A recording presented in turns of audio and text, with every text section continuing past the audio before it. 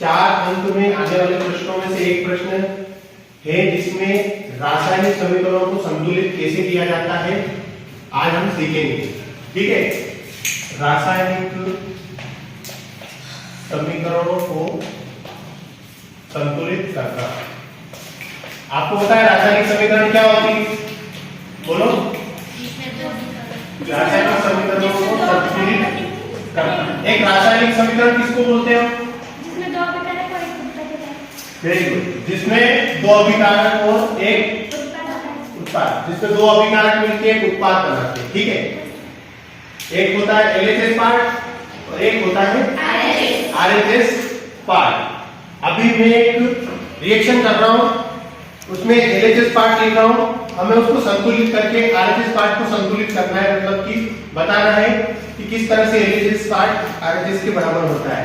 मैं sodium chloride की क्रिया सिल्वर नाइट्रेट के साथ कर रहा हूं। सोडियम क्लोराइड NaCl, सब जानते हैं इसको? क्या बोलते हैं इसको? Sodium chloride. Sodium chloride, sodium chloride की क्रिया मैं किससे कर रहा हूं? Silver nitrate AgNO3। इसको बोलते हैं हम Ag को, मैंने आपको बताया था, सोने को क्या बोलते हैं? AU बोलते हैं। और Ag का क्या है? सिल्वर, चांदी जिसको बोलते हैं। तो हम जब सिल्वर नाइट्रेट की क्रिया सोडियम क्लोराइड के साथ करते हैं तो हमारा उत्पाद क्या बनेगा? सोडियम किसके साथ दोस्ती करेगा? नाइट्रेट के साथ। और क्लोरीन किसके साथ दोस्ती करेगा? सिल्वर के साथ। तो पहले क्या लिखेंगे हम? AgCl। कोई बात नहीं, हम उसको इस तरह से भी लिख सकते हैं और हम चाहें तो उसको इस तरह से भी। तो पहले हम NaNO3 सोडियम नाइट्रेट की क्रिया किससे करवाएंगे? सोडियम से। तो जब हम इस तरह से लिख सकते हैं NaNO3 और Ag के साथ कौन दोस्ती करेगा? Cl। तो क्या बना हमारे पास? सिल्वर क्लोराइड और सोडियम नाइट्रेट। अब देखो, सिल्वर नाइट्रेट था, सोडियम क्लोराइड था। सोडियम ने किसके साथ दोस्ती करी? नाइट्रेट के साथ, तो NaNO3। Ag ने किसके साथ दोस्ती करी? क्लोरीन के साथ, तो AgCl हो गया। AgCl ये हमारा LHS पार्ट था और ये RHS पार्ट। अब देखो इसमें गिनती करो कि इसमें संख्या बराबर है कि नहीं तत्वों की। तो देखो यहाँ पे सोडियम कितना है? एक। क्लोरीन भी एक ही, जिसका कुछ नहीं होता उसका एक होता है। ठीक है, Ag कितना है? एक। नाइट्रेट 3 है। अब तो देखो सोडियम एक है, इधर भी सोडियम एक था, हो गया बराबर। तो पहला काम होता है। NO3 कितने हैं? 3। NO3 है। ठीक है, जो NO3 है तो इधर भी NO3, तो दोनों तरफ बराबर है। उसके बाद हम देखते हैं Ag कितना है? 1। और Cl कितना है?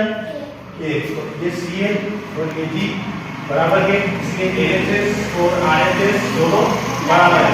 तो ये रासायनिक समीकरण संतुलित है, इसको हमें संतुलित करने की आवश्यकता नहीं है। दिलीप समझ में आया?